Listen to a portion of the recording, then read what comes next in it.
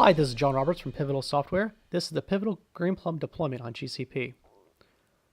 You can find our products listed on the GCP Marketplace by searching for Greenplum. You'll find the BYOL and hourly products listed. Be sure to check out the documentation. This has detailed information about running Greenplum on GCP. The deployment name is the name of the cluster you're deploying.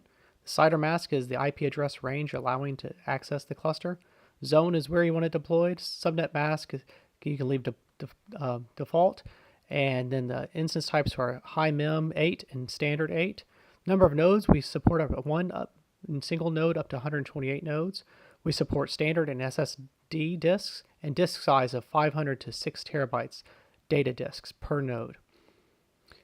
And then we have a bunch of optional installs like data science packages and command center. Deployment Manager now is executing the template that's been defined in the marketplace. This has been sped up for demonstration purposes.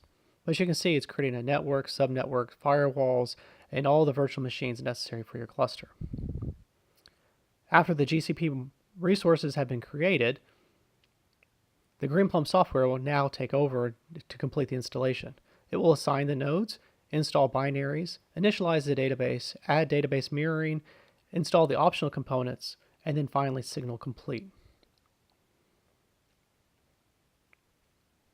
Once complete, you will see in the output section information regarding your cluster. Username, the randomly generated password, a URL to PHP pgadmin, and also a link to Command Center if it's installed. You can get started by connecting through SSH with the gcloud command or utility, as well as connecting through a database client like pgadmin4. And again, the documentation is linked there below. So let's use SSH first. When you SSH in, your default username will be used, and you need to switch over to gpadmin, which is administrative user. And now you can connect and use the database.